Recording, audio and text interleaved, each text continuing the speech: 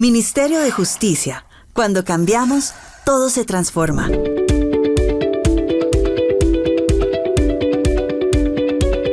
Bienvenidos, cordial saludo. Continuamos con el desarrollo temático de este diplomado en conciliación, abordando el tema relacionado con la conciliabilidad. Determinar qué asuntos son susceptibles de ser llevados a la conciliación para promover el diálogo entre las partes y, con la ayuda del conciliador como tercero neutral, imparcial, poder desbrozar, encontrar caminos que nos permitan converger en un acuerdo que sea de entera satisfacción para las partes, que permita solucionar de fondo la controversia, revitalizar las relaciones sociales, la armonía de las relaciones que en algunos casos frente al conflicto, en la gran mayoría de los casos, pues se van a ver lesionadas, lastimadas. Esta es una forma de resarcir situaciones que puedan generar afectaciones en las relaciones de las personas y crucialmente pues lograr entonces el restablecimiento de las relaciones a todo nivel, las relaciones de familia, las relaciones de amigos, las relaciones comerciales. Entonces, para ir llegando a la construcción de ese concepto de lo que es la conciliabilidad y determinar exactamente qué asuntos son susceptibles de ser conciliados y cuáles no, pues empezamos a hacer un análisis desde la construcción de del concepto de los mecanismos alternativos de solución de controversias desde la propia Constitución, el desarrollo legal, diferentes momentos en los cuales el legislador fue determinando qué asuntos son susceptibles de conciliación y cuáles definitivamente no, para ir determinando entonces unos elementos que son muy afines a los mecanismos de solución de controversias, que tienen también mucha relación con la obligación de las partes que se pueden converger en el escenario negocial, la libertad negocial para asumir obligaciones y en virtud del cual pues celebrar contratos, por ejemplo, como acuerdos de voluntad, y que tienen que ver fundamentalmente entonces con, primero, que no exista una prohibición legal, y entonces tiene que ver con el tema de la excepcionalidad, que la ley como tal lo permita, que no exista prohibición. Dentro de los principios que establece la ley 2220, encuadrando este estatuto con la concepción moderna de definir instrumentos normativos a partir de la identificación de principios, pues se ha identificado entonces que el principio de la autocomposición de las partes es fundamental y tiene que ver entonces con la expresión de la autonomía de la voluntad. Entonces son procedimientos estrictamente voluntarios, o más que procedimientos, acudir a mecanismos que van a permitir la expresión voluntaria de las personas con el propósito de solucionar de manera pronta y oportuna y, por sobre todo, evitar lo que podría ser un desgaste judicial en términos de tiempo, en términos de costos y en términos de la propia tranquilidad de las personas al verse inmersas en un proceso que va a ser bastante extendido en el tiempo. Vamos entonces a encontrar que los acuerdos que se logren tienen la correspondencia de la bilateralidad, es decir, son dos partes que se reúnen porque están enfrascadas en una controversia, en una diferencia que es necesario resolver. Los asuntos entonces sometidos a la conciliación deben tener el carácter de ser desistibles, de ser transables y frente a los cuales se pueden determinar soluciones respecto de derechos en relación con los cuales las personas tengan plena capacidad de disposición. Estos elementos entonces en primera instancia nos van a determinar qué asunto es conciliable y definitivamente qué asuntos no lo son en virtud de la prohibición legal o por la naturaleza propia de la controversia. Vamos entonces en las siguientes dos sesiones a hacer un repaso muy general sobre la concreción respecto de algunos asuntos que, de acuerdo con la especialidad, desde el abordaje de la solución a partir de los jueces, pueden tener entonces la vocación de ser susceptibles de conciliación o no. Y el primero de ellos pues va a ser justamente el del derecho privado, la conciliación en el derecho privado, porque es allí justamente donde van a permitirse, digamos que las mayores posibilidades de expresión de la autonomía, de la voluntad para construir escenarios obligacionales que pueden converger, por ejemplo, en la diversidad de contratos, que tienen entonces la vocación de tener un objetivo crucial para las partes, concesiones recíprocas de prestaciones en procura de un objetivo común que va a ser de una parte la satisfacción de unos requerimientos y el consecuente pago. Entonces, esos elementos de la naturaleza eminentemente negocial y transaccional de la conciliación, pues tienen también una relación muy estrecha con lo que es el principio y el objetivo de la relación contractual y obligacional, y en el ámbito privado pues existe la mayor amplitud de posibilidades. Recordemos que desde el mismo artículo 6 constitucional las personas son sujetas siempre al imperio de la ley. Ya existen otras restricciones, por ejemplo para el caso de los servidores públicos, pero digamos que el margen de posibilidades de hacer de suscribir obligaciones de manera libre entre las personas naturales, físicas o personas jurídicas, pues es muy amplia. Básicamente la restricción sería que la expresión del consentimiento esté libre de vicios, que los acuerdos que se susciten pues correspondan a causa lícita, objeto lícito y que no exista restricción legal. Entonces, pues el derecho privado pues va a tener dos vertientes importantísimas donde se van a surtir la mayor cantidad de posibilidades de relaciones contractuales y extracontractuales en virtud de lo que es la vida, el riesgo en sociedad. Concretamente entonces lo que es la responsabilidad contractual y la responsabilidad extracontractual, y un poco haciendo ese repaso y esa síntesis de lo que hemos visto en las sesiones anteriores, pues vamos a determinar que la conciliabilidad va a tener tres elementos importantes que son los que han sido recurrentes en el desarrollo normativo, en ese intento de verificar entonces toda una compendio reglado para el desarrollo de la conciliación. Y entonces son asuntos conciliables aquellos que sean transigibles. El asunto transigible está fundamentalmente determinado por todo ese conjunto de bienes, de derechos, de contenido patrimonial, de contenido económico de las personas, sobre las cuales tienen pleno ejercicio, tienen plena capacidad de disponer. Enajenar, vender, donar, conceder, en fin, todas las posibilidades jurídicas que en su relación con las demás personas pueden desarrollar las personas en relación con su propio patrimonio, con sus propios bienes. Asuntos que sean desistibles, pues podrán renunciarse los derechos conferidos por las leyes con tal que solo miren al interés individual del renunciante y que no esté prohibida la renuncia, no afectar derechos de los demás, de terceros. Y los que determina la ley. Asuntos que son transigibles, no son conciliables, pero en virtud de la ley, de la disposición del legislador, se ha establecido que tienen la vocación de ser conciliables en algunos casos, en algunas materias particulares específicas.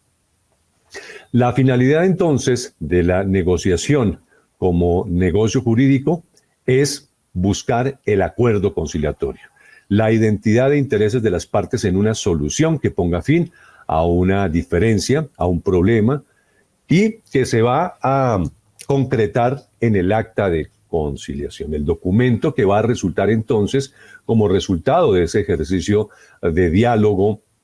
de escucha mutua de las partes, para construir un escenario que permita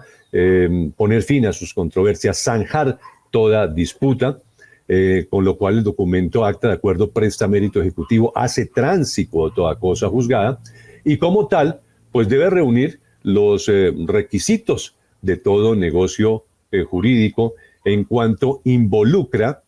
la expresión de la manifestación de la voluntad de las partes, la autonomía de la voluntad con el propósito acá de poner fin a un conflicto, de zanjar una diferencia, de solucionar un problema, con lo cual surge una nueva relación jurídica entre las partes, esta vez la que se concreta en el acuerdo conciliatorio que se va a fundar y que va a soportarse en la creación, en la modificación o en la extinción de obligaciones, la mayoría de las veces todas de contenido económico, todas de contenido patrimonial. Y acá es importante verificar entonces que dentro de los principios de la conciliación está el de la expresión de la autonomía de la voluntad, y entonces sería un ejercicio voluntario de las partes de acudir a la instancia de la conciliación para que con la ayuda del conciliador se encuentren posibilidades de solución a una diferencia en particular. No obstante, el propio legislador ha definido como una obligación el hecho de llevar a la conciliación determinados asuntos antes de demandar. El requisito de procedibilidad entonces está contenido hoy día en el artículo 67 de la Ley 2220-2022, el Estatuto de la Conciliación. Y dice la norma, en los asuntos susceptibles de conciliación se tendrá como regla general que la conciliación extrajudicial en derecho es requisito de procedibilidad para acudir ante las jurisdicciones que por norma así lo exijan, salvo cuando la ley lo excepcione. Entonces tenemos acá dos situaciones. La conciliación es voluntaria en algunos asuntos y en otros es obligatorio intentarla antes de demandar. Y entonces aquí vale la pena destacar cuáles son asuntos que son conciliables y que puede imperar definitivamente lo que es la autonomía de la voluntad y cuáles son aquellos en los que pues, el legislador definió que no obstante ser un asunto conciliable es además obligatorio para poder intentar la conciliación. Entonces, el mismo artículo 67 en sus parágrafos siguientes va determinando algunas reglas. Por ejemplo, en el parágrafo primero, la conciliación en asuntos laborales no constituye requisito de procedibilidad, es decir, la conciliación es voluntaria y el Código del Trabajo pues, ha definido que existen unos asuntos que son de resorte exclusivo de los jueces y de los inspectores de trabajo, que conocen entonces de la conciliación en materia laboral, en asuntos laborales que no constituye entonces un requisito de procedibilidad, es decir, no es obligatorio intentar la conciliación. El parágrafo segundo del mismo artículo 67 nos va a definir que para poder presentar una demanda sin agotar el requisito de procedibilidad, es decir, para esos casos en los que es obligatorio acudir a la instancia conciliatoria, pues puede no obstante hacerse el salto de la conciliación y básicamente los presupuestos son que la persona no conoce el lugar de domicilio, el lugar de habitación, el lugar de trabajo de quien va a ser eventualmente demandado. Recordemos que para las partes en el proceso conciliatorio son un convocante, la persona que invita a otra persona que será entonces el convocado a dialogar. Aquí no estamos hablando entonces de demanda y entonces demandante o demandado, no. El citante o convocante y el convocado en un escenario de diálogo eminentemente buscando la solución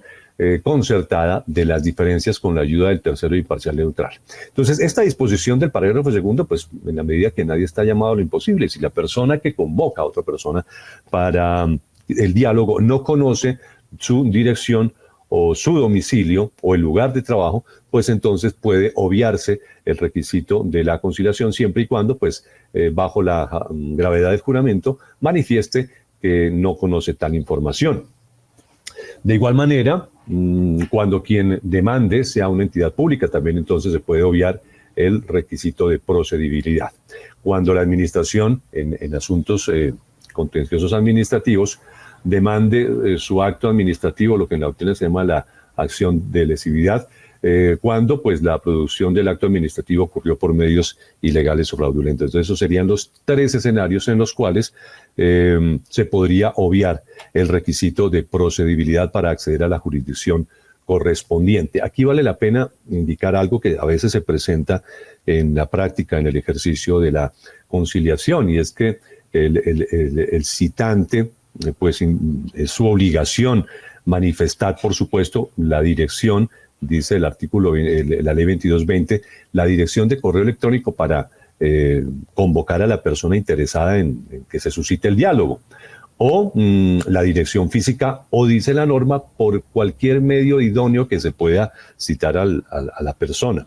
Sería válido entonces el uso del correo certificado, pero ¿por qué no también, por ejemplo, el uso de las redes sociales como un elemento de comunicación? Es decir, es un medio idóneo que pueda utilizar la persona para que se envíe la citación, que no es una notificación. Recordemos que otro de los principios de la conciliación es el de la flexibilidad, la informalidad. Entonces, no está sujeta a ningún tipo de solemnidad procesal. Y es absolutamente flexible frente a la posibilidad de entender a las partes para facilitar el objetivo de la conciliación, que se encuentren y puedan dialogar para despejar dudas sobre los hechos, para proponer alternativas, para ilustrarse sobre las situaciones de hecho que pues han generado que se presente una diferencia entre las partes y que ese sería el momento idóneo para que se presente. Entonces, en algunos casos, la persona que es convocada pues manifiesta su inconformidad por considerar que se ha vulnerado la ley de protección de datos en cuanto a su información sensible con ocasión de enviarse la citación. Pero digamos que es la misma ley, el mismo legislador, la ley 2220, quien le ha señalado como requisito a la persona interesada en convocar a otra para conciliar que informe la dirección de correo electrónico, la dirección física o de trabajo para que se pueda citar a la persona. Y existe entonces la excepción frente al caso de no conocerse esa información, que bajo la gravedad del juramento se obvie entonces la citación o cumplir mejor el requisito de procedibilidad. Otra situación que se presenta con frecuencia en relación con el cumplimiento del requisito de procedibilidad, que recordemos para el caso de los asuntos civiles serán las demandas de corte declarativo, ¿sí? Las demandas declarativas, el proceso declarativo en donde se debe cumplir el requisito de procedibilidad. Y es que muchas veces los profesionales del derecho, los abogados, al cumplir con el requisito de procedibilidad, sienten que es un requisito más para acceder a la justicia y entonces presentan la solicitud en los mismos términos, el mismo formato que utilizan para la presentación de su demanda. Y entonces en la demanda ya se están generando algunas estrategias conflictivas, controversiales, litigiosas, de contradicción, que pues de una u otra forma van a lesionar a la susceptibilidad de la persona que va a ser llamada a la convocatoria. Entonces ya entra, digamos que con alguna inquietud litigiosa y empezaría a tenerse una dificultad en el desarrollo de la audiencia, y entonces el conciliador debe tener la habilidad para llamar a las personas a la ponderación, a la sensatez, al diálogo, a obviar un poco el contenido de la demanda para centrarse de pronto en los hechos que son motivo de inquietud, de inconformidad, y concentrarse en la eventual solución de la controversia a partir de propuestas que puedan surgir de las mismas partes para encontrar puntos de convergencia y solucionar, o las que definitivamente pueda plantearles y presentarles el conciliador en derecho. Y allí en esta instancia, pues, aprovechar la presencia de los abogados para invitarlos a ser partícipes de la conciliación, no desde el escenario litigioso, sino desde su propia experiencia, en virtud de la cual también podrían proponerse alternativas de solución, hacerlos amigos del escenario conciliatorio. No obstante, ya se ha presentado, digamos que en un tono controversial, la solicitud en los términos que se presenta la demanda. Y aquí la sugerencia, pues es que, y la invitación, es que la conciliación no es la demanda. Y entonces la solicitud de conciliación debe corresponder a ese ánimo constructivo, amigable, que en virtud del diálogo puede invitar a las partes a sentarse, a dialogar y a poder abordar la conflictividad para encontrarle caminos de solución. Otra situación que puede presentarse en el desarrollo de la conciliación ya en la propia audiencia es cuando se presenta a las partes. Aquí pues es importante hacer reconocimiento y recordar algunos de los elementos clave de la audiencia de conciliación. Y es que, en primer lugar, debe darse la presentación del conciliador, hacer una invitación a las partes a aprovechar ese espacio para dialogar, para encontrarse, para verificar los puntos que cada uno pueda tener y ponerlos sobre la mesa para verificar dónde podría tenerse unos puntos de identidad y poder, a partir de ello, construir una solución. Presentar a las partes, darle la oportunidad de que dialoguen respecto con la pretensión y las posibilidades de solución, invitarlos, motivarlos a que dialoguen y a que propongan alternativas de solución, y en caso de que no se den, pues utilizar diferentes herramientas desde su propia motivación para presentarlas. Aquí puede utilizarse el uso de las sesiones privadas para dialogar en privado con las partes y poder motivar de mejor manera su participación. Y en la introducción, importante, pues indicar cuáles son las bondades de la conciliación, las oportunidades que ofrece, la posibilidad también de que pues, el conciliador exprese cuáles son los parámetros bajo los cuales se va a desarrollar la audiencia, invitándolos entonces al respeto en su expresión, a evitar susceptibilidades que puedan incomodarse mutuamente y fundamentalmente aprovechar el espacio para dialogar, y en ese momento también hacer partícipes a los abogados, que en algunos casos pues la experiencia creo que así la pueden referir muchos de los conciliadores que dedicamos nuestro tiempo de dedicación exclusiva o porque participamos en diferentes centros de conciliación, unos privados, unos universitarios, otros institucionales, en donde el abogado simplemente, lo que llega al momento de presentar la audiencia, no, mire, expídame en mi constancia que yo finalmente lo que necesito es iniciar mi demanda. Entonces, pues es una oportunidad para que el conciliador pues le indique que pues están reunidos allí, que se aproveche ese espacio para por lo menos intentar que las partes se acerquen y si bien de pronto no se logre un acuerdo, sí puedan entonces avanzar o dar avances importantes frente a lo que es la reconstrucción de relaciones, de confianza y demás, que seguramente podrán llevar más adelante a la concreción de una solución. En muchos casos, cuando se instala la audiencia, no obstante se ha generado la advertencia de que se expida la constancia de no acuerdo, a partir del diálogo, de la motivación que pueda dar el conciliador, puede lograrse una solución en ese escenario conciliatorio. El artículo 67 también, en su parágrafo tercero, indica que en todo proceso y ante cualquier jurisdicción, cuando se solicite la práctica de medidas cautelares, pues podrá acudirse directamente al juez sin agotar la conciliación prejudicial como requisito de procedibilidad. Dice, pues, a título seguido, lo anterior sin perjuicio de lo previsto al respecto para los asuntos contenciosos administrativos. Entonces vemos acá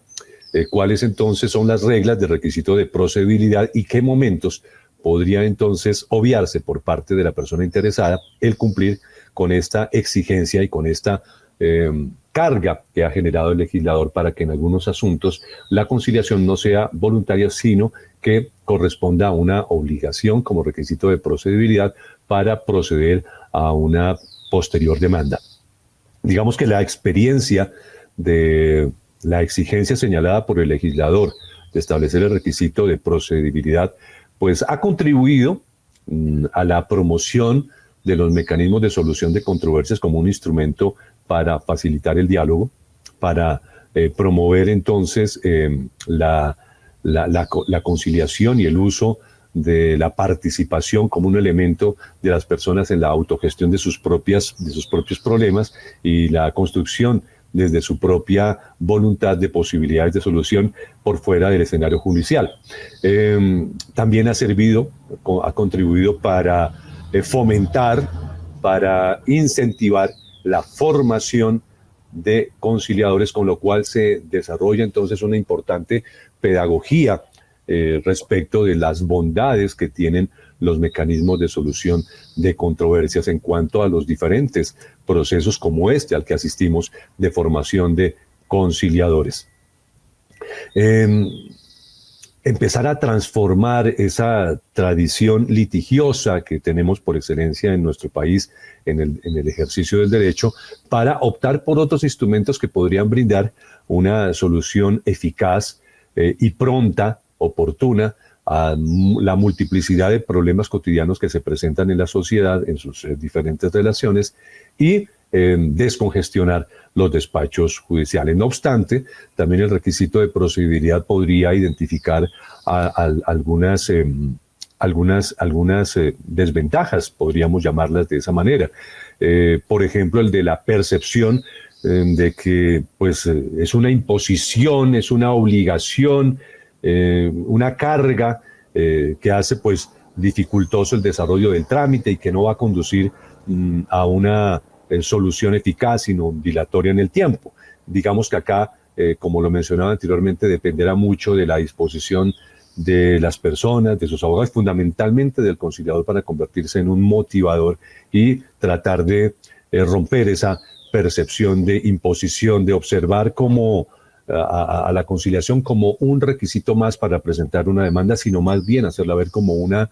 oportunidad de lujo para que las partes, a partir del diálogo, puedan construir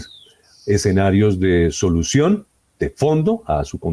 conflictividad y fundamentalmente también contribuir a la reconstrucción de confianza, de tejido social, de armonización de las relaciones. También entonces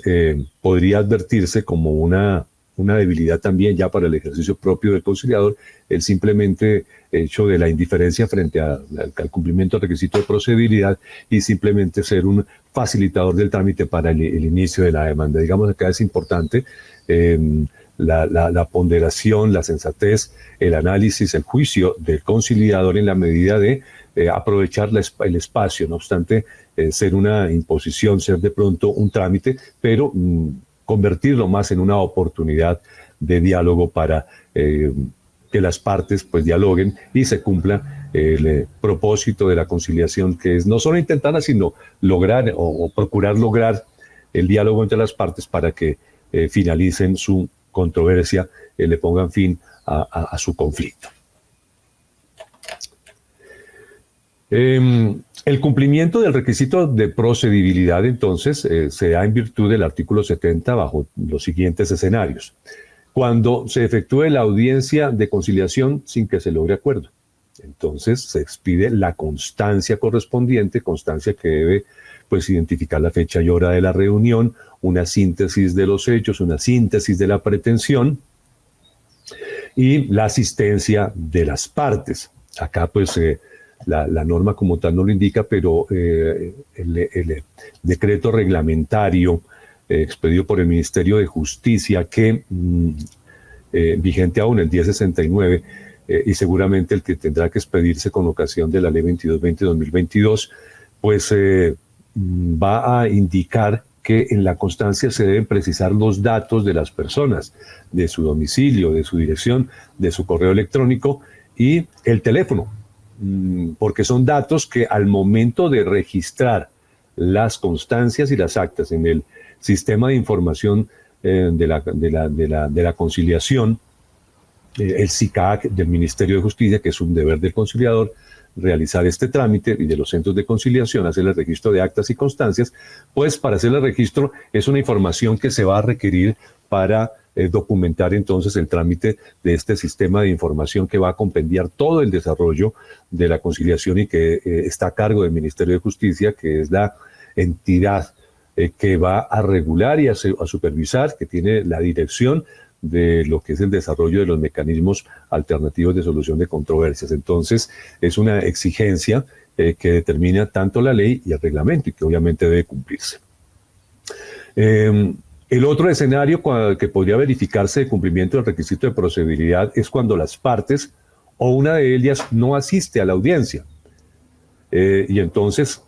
la ley señala 3 días de plazo siguientes al día en que se debió desarrollarse la audiencia para que la persona que no asistió manifieste las razones de su inasistencia. Y entonces el conciliador procederá entonces a expedir una constancia indicando si en el término de ley la parte que inasistió, que no compareció, presentó justificación y señalarlo expresamente, o si por el contrario no la presentó, porque entonces vendrían también las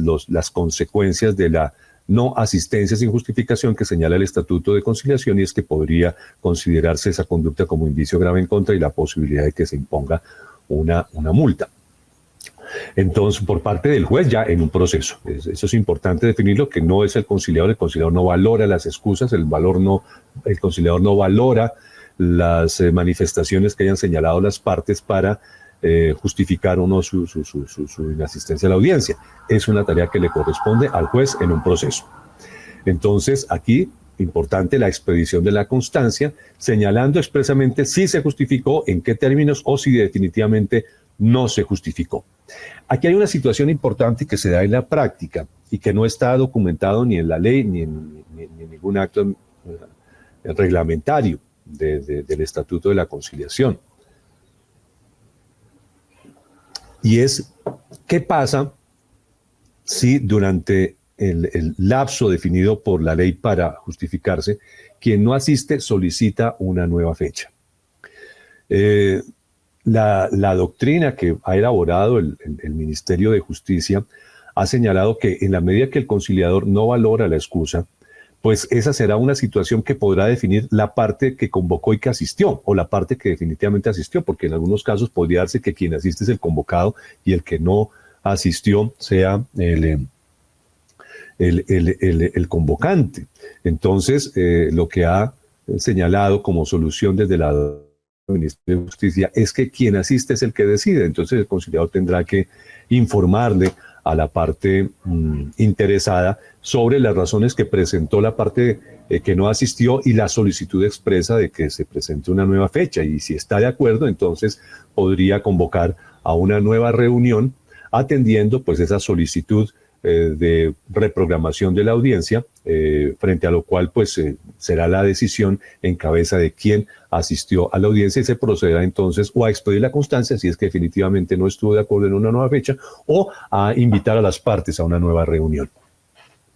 El tercer escenario de verificación del cumplimiento del requisito de procedibilidad es cuando, vencido el término de los 3 meses a partir de la presentación de la solicitud de la conciliación extrajudicial o su prórroga, la audiencia no se hubiera podido celebrar por cualquier causa. En este último caso, simplemente se podrá acudir a la jurisdicción ordinaria con la sola presentación de la solicitud de la conciliación. Ha dicho la norma, el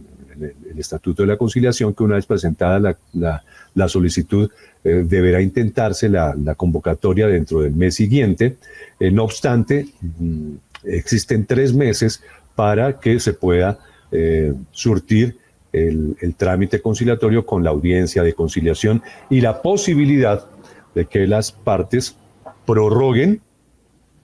ese término por 3 meses más. Digamos que en la práctica podrían tenerse hasta 3 meses, hasta 6 meses para poder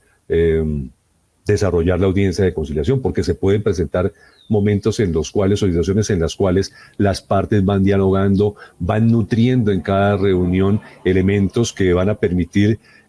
precisar el núcleo de la conflictividad e ir avanzando hacia la posibilidad de construir un escenario negociar. Y entonces esas suspensiones podrán darse en ese término los 3 meses, y se requieren pues más tiempo, otros 3 meses más, para efectos de que las partes puedan entonces avanzar en la solución de su controversia. Entonces, el requisito de procedibilidad se debe surtir para todos los procesos declarativos. Y es un proceso declarativo aquel que tiene como propósito declarar la constitución, la modificación o la extinción de un derecho. En el proceso declarativo, entonces, las pretensiones se van a encaminar a que el juez declare, constituya o condene.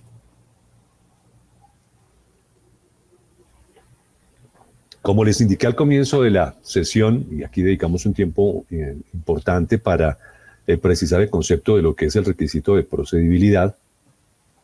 que íbamos a enfocarnos entonces en ir definiendo algunos temas ya en concreto de lo que resulta en la práctica el ejercicio de la conciliación, y concretamente los asuntos conciliables en diferentes especialidades. Y en primer lugar, en donde mejor se expresa la posibilidad de la autonomía, de la voluntad, de la capacidad de disposición de las personas de sus derechos, pues son justamente los elementos del derecho privado, el derecho civil y el derecho comercial. Entonces, asuntos conciliables en el derecho civil. Digamos que acá la conciliación lo que va a buscar es que las partes dialoguen para resolver eminentemente conflictos de contenido patrimonial económico que son resultado de relaciones, de situaciones jurídicas, de derechos y obligaciones originados, en primer lugar, en la autonomía de la voluntad privada, la persona con capacidad para obligarse, o en la norma jurídica, tales como relaciones de propiedad u obligaciones legales. Y entonces en materia civil, en principio, serán conciliables todos los asuntos que son competencias de los jueces civiles, procesos ejecutivos, procesos declarativos. Que se trate de un conflicto de naturaleza eminentemente patrimonial, con un profundo contenido económico o extrapatrimonial, originado entonces en alguna de las fuentes de las obligaciones civiles, mercantiles, la ley, el negocio jurídico, el acto jurídico, el daño, etc. La responsabilidad contractual, la responsabilidad extracontractual. Que la controversia entonces sea susceptible de transacción, que verse sobre asuntos y derechos sobre los cuales las partes tengan poder de disposición y que no exista prohibición legal de transar o conciliar en el tema considerado. Causa lícita, objeto lícito, que no existan vicios del consentimiento para que pueda darse la expresión de obligación de las personas respecto a determinados temas. Asuntos relativos al estado civil de las personas, en la medida que los derechos y estados que se derivan de tal condición son irrenunciables, son imprescriptibles, son intransigibles, son indisponibles. Esto entonces frente a lo que son asuntos no conciliables en el derecho civil. Los derechos patrimoniales personalísimos, como el derecho al nombre, el derecho concedido por escritura pública de venta registrada para usar y gozar por cierto tiempo un determinado bien, una parte de bien, o para habitar una casa, en fin, lo que son pues derechos reales, el derecho de uso y el derecho de habitación, derechos patrimoniales personalísimos, no son conciliables en el derecho civil, así como los derechos morales de la propiedad intelectual. En derecho civil tampoco serán conciliables entonces asuntos relacionados con la enajenación de derechos hereditarios y división de bienes inmuebles de los menores de edad, salvo que exista decreto judicial previo, pronunciamiento del juez y aprobación judicial posterior. Los asuntos en los que falten elementos de existencia de la conciliación y de validez del acuerdo conciliatorio como negocio jurídico, o el conciliador advierta que se puede configurar ese acuerdo como nulo. Y entonces acá es importante reflexionar en torno a esos elementos afines de la conciliación, del acuerdo de conciliación, de la expresión de voluntad de las personas con el contrato como un acuerdo obligacional de dos personas. Entonces, causa lícita, objeto lícito, vicios del consentimiento, frente a los cuales pueda entonces darse la situación en la cual un acuerdo conciliatorio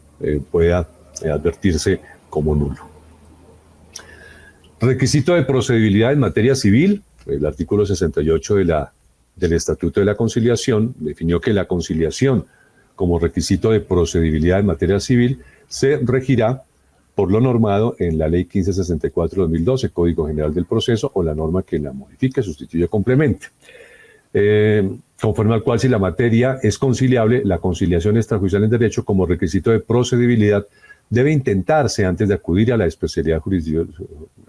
civil en los procesos declarativos, por regla general, y señala entonces unas excepciones: en los divisorios, en los de expropiación, los monitorios que se adelanten en cualquier jurisdicción y aquellos en los que se demande, o sea, la citación de personas indeterminadas. Entonces, por regla general, el requisito de procedibilidad en materia civil, pues se definirá para los procesos declarativos y se exceptúa entonces de la regla aquellos declarativos relacionados con los procesos divisorios, los de expropiación, los monitorios y aquellos en los que sea obligatoria la citación de indeterminados, porque recordemos que como un requisito importante de la presentación de la solicitud es que se determine con exactitud las personas que son citantes y los convocados, identificando la dirección de correo electrónico o la dirección física o el lugar donde se encuentra elaborando para poder enviar la citación correspondiente. El artículo 68 también indica que en la restitución de bien arrendado y en la cancelación, reposición y reivindicación de títulos valores, no se está obligado por parte del demandante a cumplir con el requisito de procedibilidad. Entonces, se podría intentar la demanda directamente, aunque pues es un ejercicio ya voluntario, son asuntos conciliables que podrían tratarse en el escenario conciliatorio, junto con los procesos ejecutivos, por ejemplo. Son temas que son susceptibles, son asuntos conciliables que no tienen la imposición de la obligatoriedad para cumplirse el trámite, sino que pueden ser llevados al escenario conciliatorio con el propósito de verificar posibilidades de solución a partir del diálogo de las partes. Ahora bien, en el derecho comercial podríamos determinar algunos asuntos frente a los cuales es susceptible la conciliación y cuáles de pronto en algunos no sería procedente. Digamos que el tronco de la fuente de obligaciones, de los contratos, es el derecho civil, y el derecho comercial pues ha ido dinamizando diferentes instituciones jurídicas y posibilidades de suscripción de negocios. Y el ordenamiento colombiano ha identificado que la ley delimita con claridad el ámbito de aplicación de la ley mercantiles al definir cuáles son los asuntos eminentemente mercantiles. Y aquí vamos a encontrar, por ejemplo, que no solo los comerciantes o empresarios están sujetos al imperio de la ley mercantil, sino que otras personas, por el hecho de realizar de forma ocasional diferentes actividades de tipo comercial mercantil, no se consideran comerciantes, pero en virtud de la disposición legal están sujetas a las normas comerciales respecto de dichas operaciones. Por ejemplo, la suscripción de los títulos valores, cheque, la letra de cambio, el pagaré, que al momento de realizarse en una relación de negocios entre dos personas naturales que no tienen ninguna relación con el comercio, por ser el tema de los títulos valores un asunto de regulación del derecho comercial, pues son las normas del derecho comercial las que van a imperar en esa solución. Entonces, asuntos conciliables en el derecho comercial: los conflictos económicos sobre empresas y establecimientos de comercio, las disputas patrimoniales que tienen relación con la celebración, ejecución y terminación de contratos típicamente mercantiles, los conflictos económicos derivados, lo mencionaba anteriormente, de la creación y negociación de títulos valores, los conflictos de carácter patrimonial que tienen relación con la constitución, la extinción, la liquidación de sociedades comerciales, los conflictos derivados de la competencia desleal, los temas de garantía en los derechos del consumidor. Y entonces acá, por ejemplo, en el tema de los conflictos derivados de la competencia desleal, de todos los asuntos que se han tipificado como prácticas que atentan contra la libre competencia, pues hay dos acciones: la acción declarativa y de condena y la acción preventiva y de prohibición, que pues corresponden también a la posibilidad de acudir al juez, pero que son asuntos eminentemente conciliables, en el que las partes pueden disponer de diferentes elementos para proponer alternativas de solución frente a esa problemática que pueda surtirse a partir de la configuración de los tipos que define la ley comercial respecto de lo que es la competencia desleal. En asuntos societarios habrían algunos conflictos que serían susceptibles de conciliar, por ejemplo, el pago de los aportes o el reparto de las utilidades. la gestión o administración de la sociedad, el ejercicio del derecho de preferencia en cuanto a la emisión de acciones, y tiene que ver con esa norma en virtud de la cual los accionistas tendrán derecho a suscribir preferencialmente en toda nueva emisión de acciones una cantidad proporcional a las que tiene a la fecha en que se aprueba el reglamento. Controversias entre los socios respecto de la convivencia entre los mismos al interior de la sociedad, temas relacionados con la disolución y liquidación de la sociedad.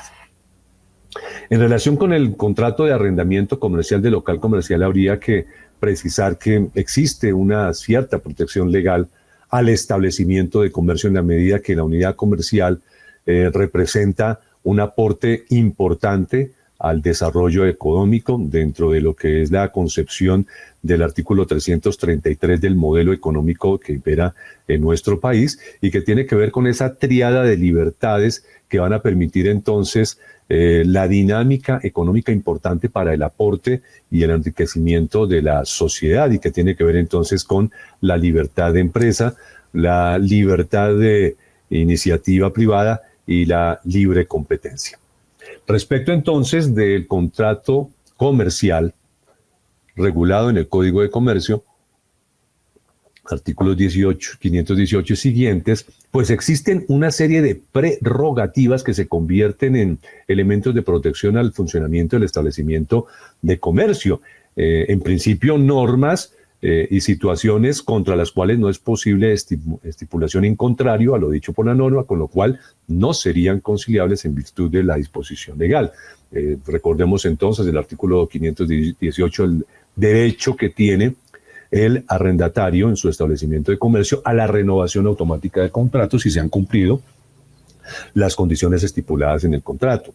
El artículo 520, que pues representa entonces el término de desahucio, la oportunidad con la cual el arrendador podría dar por terminado el contrato bajo de diferentes presupuestos, el término de 6 meses para cumplir ese término de desahucio.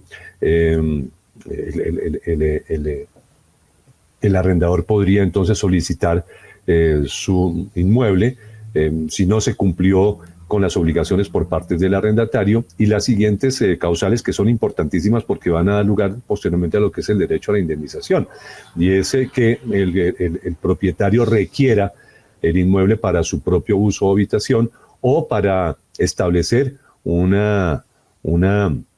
actividad de negocio que sea sustancialmente diferente a la del arrendatario, o que lo requiera para adelantar arreglos en el inmueble siempre y cuando sea indispensable que el mismo esté desocupado para poder adelantarlos, o porque se va a demoler por afectaciones de la edificación y se requiere entonces la construcción de una nueva edificación. Y aquí entonces surge el derecho de preferencias, y es que en todo momento, frente a esos dos escenarios, de la demolición o de la remodelación del local, pues se le debe dar preferencia en primer lugar a el arrendatario para que él decida si lo toma o no, obviamente con unas condiciones distintas en virtud de la remodelación o de la reconstrucción.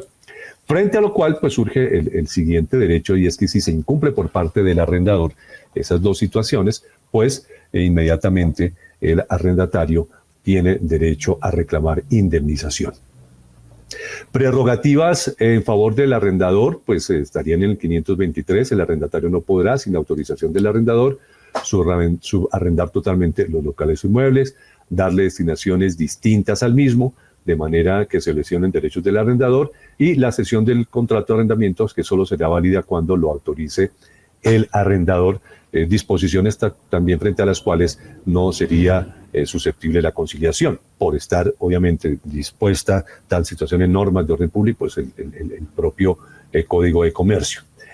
Asuntos no conciliables en derecho comercial: la violación de reserva industrial o comercial, la calidad del comerciante y sus obligaciones, los requisitos para constituir cada tipo de sociedad, la eficacia probatoria de los libros de comercio como una obligación de los comerciantes, la cancelación y reposición del título valor. Los títulos falsos, los títulos valores falsos y demás delitos, solo en lo relacionado con la indemnización de perjuicios podría ser el sujeto de conciliación. La inhabilidad del comerciante, los derechos ciertos e indiscutibles, los derechos ajenos, salvo que se tenga poder para disponer de ellos.